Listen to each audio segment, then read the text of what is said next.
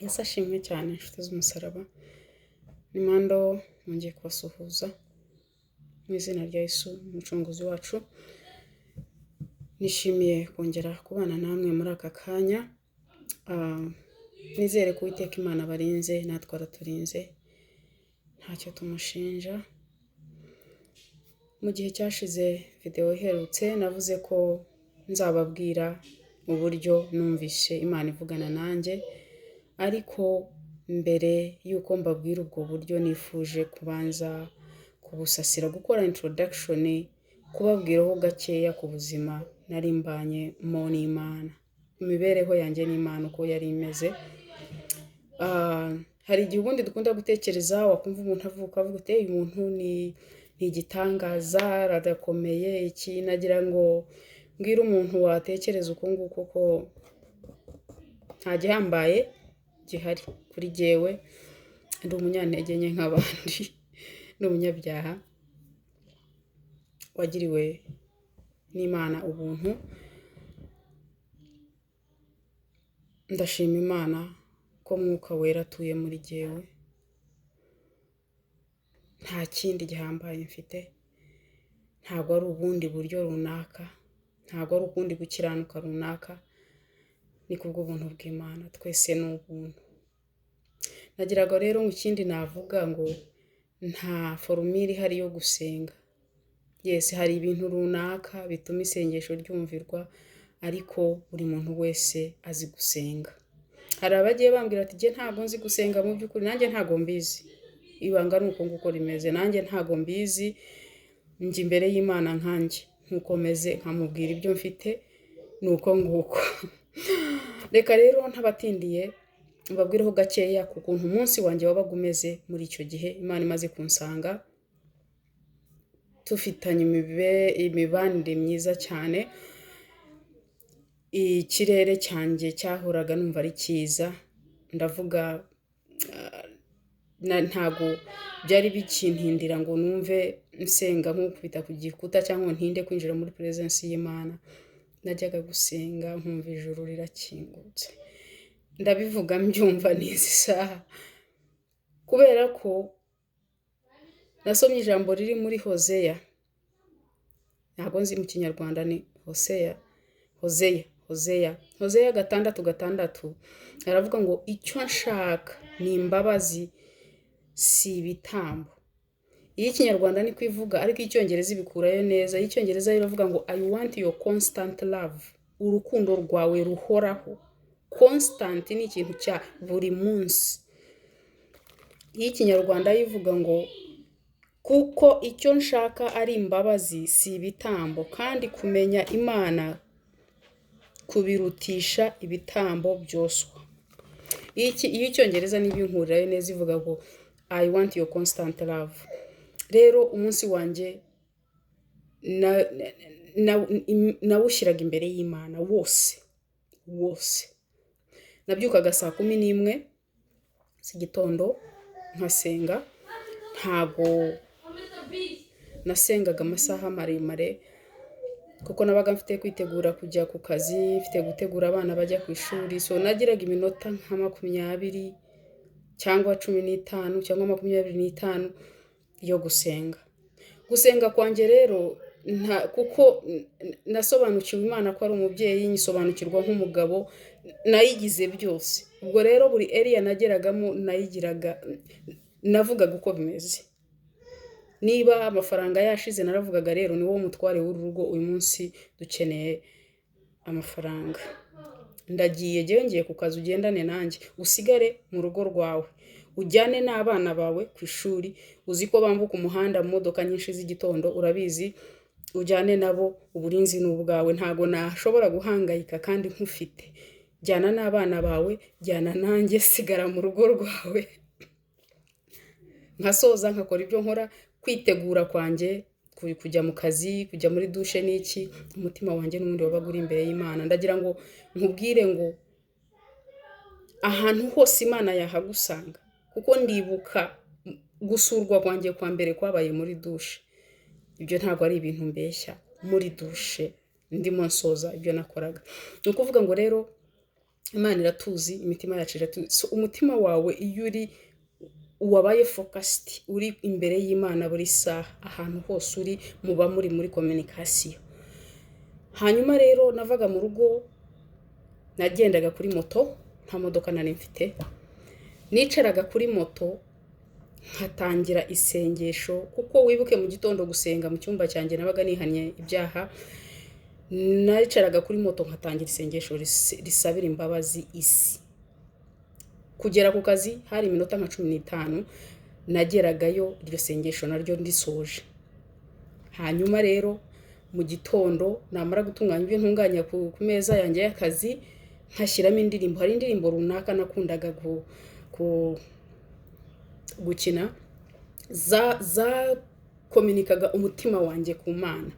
Hari indirimbo y'icyongereza nakundaga mbwira Imana ngo ni wowe negame. Iyo ndirimbo iri no mu Kinyarwanda ivuga ngo niseguye amaboko yawe, nta kintu nshoboye, ntacyo nzi, nta n'icyo nishoboye, nta n'icyo mfite, niseguye amaboko yawe,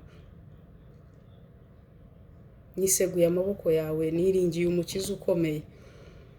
Nuko nagumaga muri iyo modu, nkakora masengesho makeya ariko mu mutima. Ibyo byose ndabikubwira ko nabaga ndi mu kazi kandi nako nkakora neza.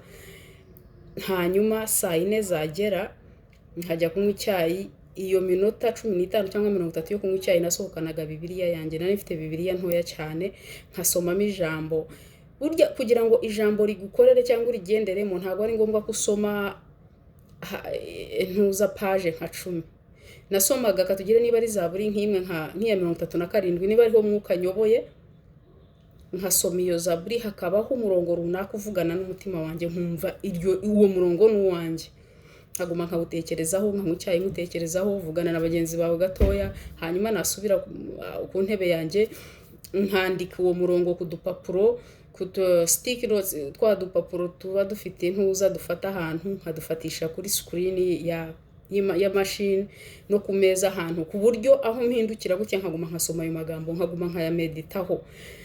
Nkumva icyo gihe kuva saa 4 kugeza saa 7 saha yaranci, nkumva nk'inyigisho imwe kuri YouTube. Ntabwo nigeze nongera kumva filime ibiki. Ibyo ni ibintu umwuka w'Imana yabanje kwigizayo muri jewe, kuko Imana irafuha. Nuko rero namara kumva iyo nyigisho saa 7 zikaba ziragera. Saa 7 zajya kugera zo kujya gusenga, numva nkumbuye kujya gusenga, numva umutima uri hafi kumvamo. Wari wakumbura umuntu ukumva n'utagenda uri bupfe. Niko byabaga bimeze. Hanyuma rero aho nasengeraga cyari icyumba gicecetse ko bakoreragamo. Nakoreraga company ifite radio, niho bakoreraga production. So nta muntu wabaga urimo ayo masaha. Nkagenda nkicara mu nguni nkaceceka kugira ngo n'uwakwinjiramo gukora ntanambone, haka recording ibyo recordinga ncecetse. Nize cyane gusengera mu mutima, kuko nasanze bitewe na environment byari binyoroheye. Hanyuma rero muri icyo cyumba naho nahagiriye ibihe byiza cyane. Nahagiriye encounters, ntazi kuntu navuga iryo jambo mu Kinyarwanda. Aho icyo cyumba nakiboneyemo Imana. Ndibuka umunsi umwe nagiye muri icyo cyumba gusenga, icyumba cyose gihumura parfait. Ndayishaka ndayibura, ndekeraho gusenga, ndareba nta muntu wari urimo, nari ndimo jyenyine, kandi ninjiyemo jyenyine ndakinga. Parfait ihumura neza cyane ku buryo njyewe ubundi ntago nambara parfait mu bisanzwe. Ntago njya nyitera, umutwe wanjye ufite intege nkeya, ngira ngo niyo numvisha umuntu yayisize mwicaye iruhande umutwe wanjye uritorora. Ariko iyo parfait nta handi hantu ndayumva. Nuko mba distracted gusenga, ndabireka ndayishaka mbona nta muntu winjiyemo. Nari ninjiranye akarabyo mu ntoki uwo munsi. Nari nakaciye hanze ndavuga ngo Mwami Yesu aka karabyo. Nuko nari mu rukundo rwari rwinshi uko nguko. Ndavuga ngo aka karabyo ndakakuzaniye. Kenshi nagendana agakarabyo, abantu bakoranye nanjye barabizi. Ndakajyana, ajya gusenga nkakajyana, nkavuga ngo dore nakuzaniye akarabyo.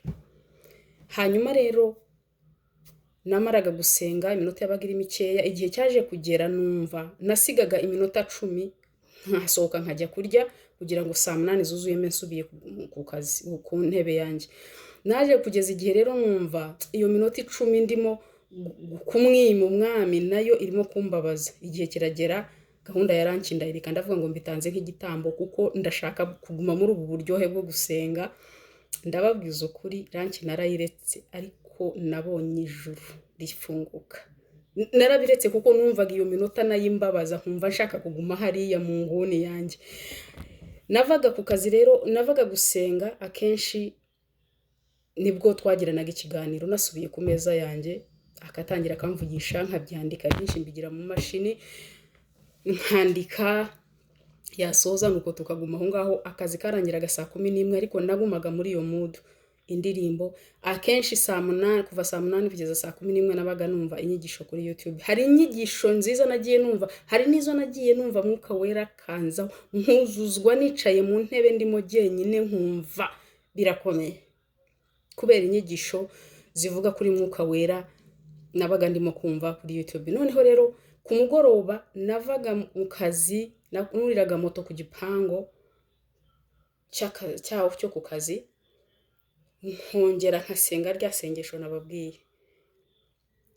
Ariko ryabanzirizwaga no kwihana ibyaha byanjye. Navugaga umunsi wabaye muremure, nkishakishamo imbere, nkiteramo itoroshi imbere, nkihana ibyaha, nkihana. Ndashaka kubabwira ngo igice kinini cy'umunsi nakimaraga nihana, ariko kuko nihanaga niko nahoraga nuzuye. Hari igihe nicaraga kuri moto navuga ngo Mwami Yesu, ijuru rigakinguka nkumva ngiye kuva nko mu mubiri, kuko mu cyongereza sinzi ibyo nakwita open portal, hahoragaho umuyoboro gutya ufunguye. Ariko igice kinini cy'umunsi nakimaraga mu kwihana. Hanyuma rero mva ku kazi nabanzaga kwihana nk'igice cyose cy'urugendo ndimo nihana. Nanza nkatangira rya sengesho risengera isi, byihanira isi, nkihana ibyaha by'isi, nkasengera isi. Noneho rero nageraga mu rugo nkita ku bana, tukicara tugakina. Bafite ubutente bakunda kureba ku mashini yanjye. Hashira umwanya nkoze ibyo nkora, nabaye banyoye icyayi nkabaha ya mashini bakajya kureba udutente, kuko ubwabo babaga badushaka. Nageraga mu nzu banyakira imashini. Nuko rero nabona bicaye kuri utwo dutente, nari mfite n'abandi babareberera, nari mfite abakozi, mfite ushinzwe kwicarana nabo, hari n'uri mu gikoni. Nkajya mu cyumba cyanjye. Aho mu cyumba naho nahagiriye encounters nyinshi, kuko niho nakoreye cyane meditation.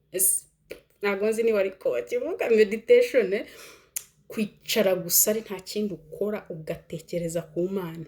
Aho ngaho niho kenshi nagiye navuga nita kuva mu mubiri, bitari ugupfa ariko spirit yawe kukuvamo ukagenda ukisanga ahandi hantu.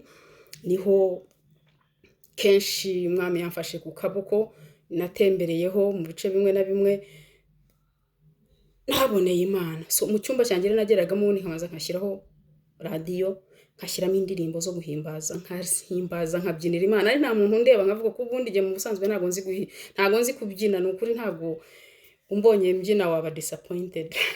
Ntago nzi kubyina, nkavuga ngo hano ndi jyenyine nigiye nawe, nta wundi undeba.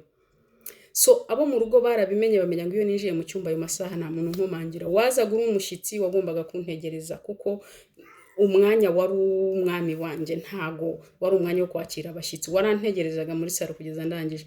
Nuko rero nkabyina uko mbyinnye, uko narangiza nkapfukama nkashyiramo indirimbo zo kuramya. Naririmbaga imwe akaza imwe, hari n'igihe ntayisozaga. Hari igihe akenshi ntiyakundaga kunyereka mu maso, ubundi nabonaga kino gice, ukabona umukandara wo munda, ubundi ukabona inkoni. Uko nkaramya, ubundi nkagenda ndi muri izo ndirimbo, nkabona ibyo mbonye, ibyo nagomba kubona, ubundi nkagaruka nkasanga narimo kuramya. Nuko nkasenga isengesho ritoya, cyangwa ubundi mvuye muri experience nkasohoka nkasubira muri saro, wenda nkasanga bari bansuye, cyangwa gahunda zigakomeza n'abana turi buze kurira. Nyuma rero mbere yo kujya kuryama nasengaga isengesho risanzwe nk'ibindi. Nuko umunsi wanjye wari umeze. Ariko ndashaka kukubwira ngo Imana icyo ishaka ni urukundo rwa buri munsi. Umuntu usenga amasaha menshi cyane rimwe mu cyumweru ararutwa n'umuntu usenga iminota 30 mu munsi. buri munsi, guhera ku wa mbere kugeza ku cyumweru usenga iminota 30 buri munsi ukayikiranukamo, ntaho uba uhuriye n'umuntu usenga amasaha 28 ku wa kabiri akayasenga no ku cyumweru. So Imana ishaka consistency buri munsi. Imana yo mu ijuru rero ibahereza umugisha, ndabakunda. Shalom.